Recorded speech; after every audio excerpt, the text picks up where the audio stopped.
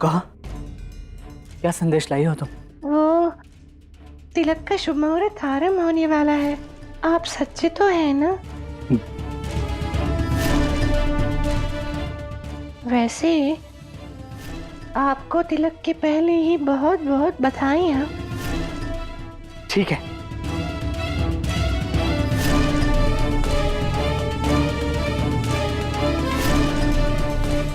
बधाई दे दी ना? ठीक है, फिर खड़ी क्यों? वो मुझे आपके लिए बुरा लग रहा है व्योमेश जी। क्यों? राधा जैसी सुंदरी से मेरा विवाह हो रहा है, तो तुम्हें बुरा क्यों लग रहा है? क्योंकि आपका उनके साथ विवाह नहीं हो रहा। मेरा तात्पर्य यह है कि राधा के शरीर के साथ तो हो रहा है, किंतु राधा जी तो कुछ और ही है। देखो, पहले मत बुझाओ, सीधे से देखो। देखिए, मैंने कई लोगों से सुना है, ठीक है, कि राधा जी जो है बहुत ही प्रवीण नृत्यांगना है, बरसाना में सबसे श्रेष्ठ। तो आज तिलक पर मेरे लिए नृत्य तो कर ही सकती है। मैं होती तो अवश्य करती। आप इतने शक्तिशाली हैं, इतने बलशाली हैं व्योमेश जी। कोई भी लड़की आप जैसे वर की कामना करेगी, पता है। और यदि सच बताऊं तो मैं भी आप जैसे वर की कामना करती हूँ। सच में राधा जी कितनी भाग्यशाली है कि उन्हें आपकी पत्नी बनने का सौभाग्य मिल रहा है। इस सौभाग्य के बदले तो राधा जी को आपकी इतनी छोटी सी इच्छा तो पूर्ण करनी ही चाहिए थी। और इसीलिए तो बुरा लग रहा है ना मुझे कि आपको ये सौभाग्य ही नहीं मिल रहा।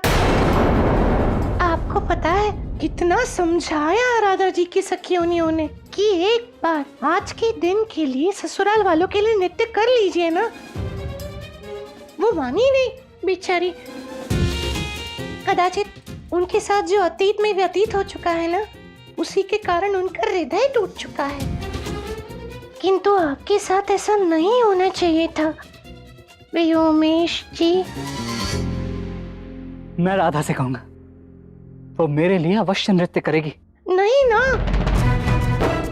राधा जी की इच्छा के विरुद्ध राधा जी से कोई कुछ कार्य नहीं करवा सकता। मैं राधा से करवाऊंगा।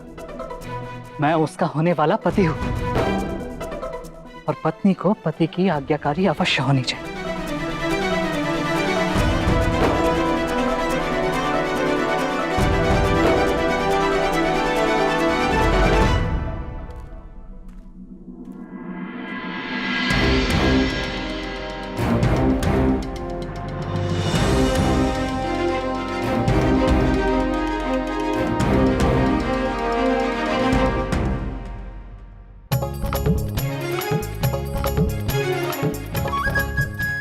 खाना मैं दाऊ हूं तुम्हारा, तुम अपने दाऊ को इस प्रकार रुलाओगे, अभी सोचा नहीं था मैं।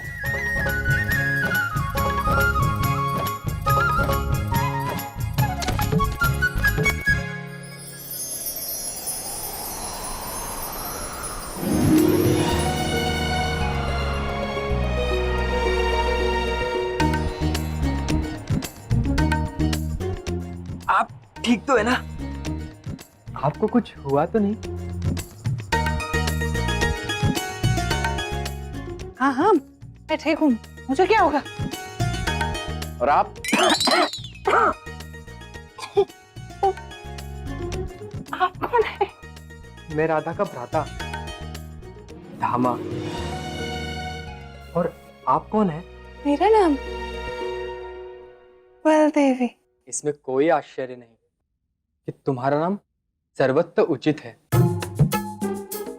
हे नारायण, तुम जैसी बलशाली को संभालने में मेरे दोनों हाथों का पूरा बल लग गया।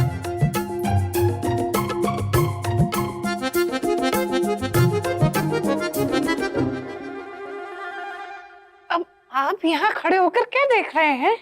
आपका मुख अति सुंदर। धन्यवाद।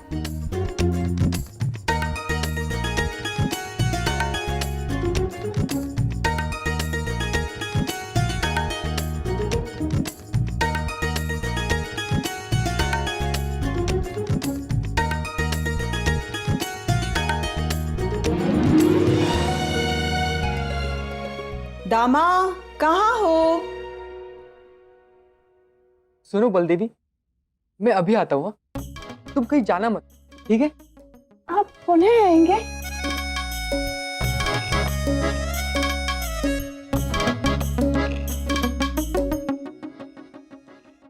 ओहो, ये कहाँ फंसा दिया मुझे?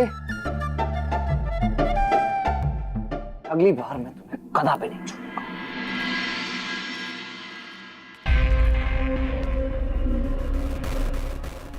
राधा,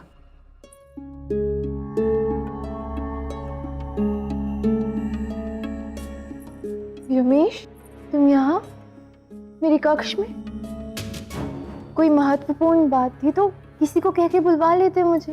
बात ही कुछ ऐसी थी कि रुका नहीं गया। वो मैंने सुना है कि तुम एक कुशल नृत्यांगना हो। सुनकर तुरंत मन हुआ कि तुम्हारा नृत्य देखो। क्या तुम्हारा भावी पति होने के नाते मैं तुमसे नृत्य करने की प्रार्थना भी नहीं कर सकता?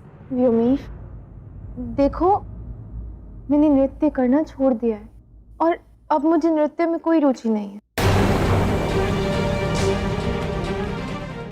देखो राधा, राधा, केवल एक बार मेरे लिए। राधा, मना मत करना, तुम्हें नृत्य करना ही होगा। हमारा तिलक भी है। नहीं व्योमेश, मैं नहीं कर सकती। भूल जाओ ना ये सब। भूल तो तुम नहीं पा रही हो उस कृष्ण को। उस कृष्ण के कारण ही तुमने नृत्य छोड़ा है ना?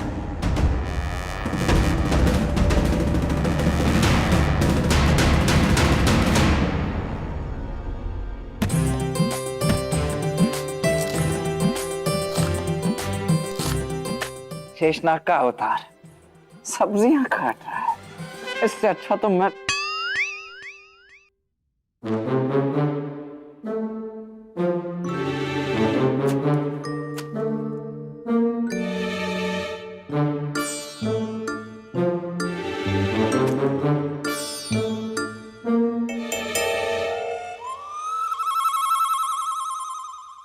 अद्भुत।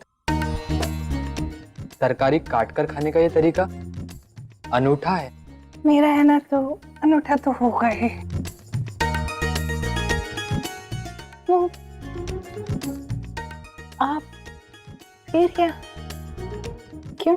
मैं बस देखने आया था कि आप ठीक तो हैं। अच्छा। आपको किसी चीज की आवश्यकता तो नहीं? क्या मैं आपकी सहायता कर दूं?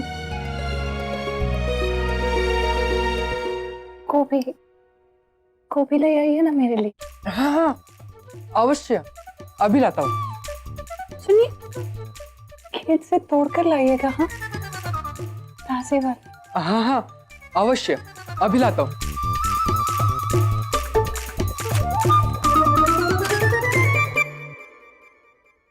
एक और ये माँ है जो इतना सारा काम देकर गई, और दूसरी ओर ये मूर्ख बेटा। लगता है राधा का ही नहीं, पूरे परिवार का ही मानसिक संतुलन खराब हो गया है। कान्हा, इस बार बहुत अच्छा फंसाया ना, बहुत बुरा फंसाया। इसका प्रतिकार तो मैं अवश्य लूंगा। इसका प्रतिकार मैं लेके रहूंगा।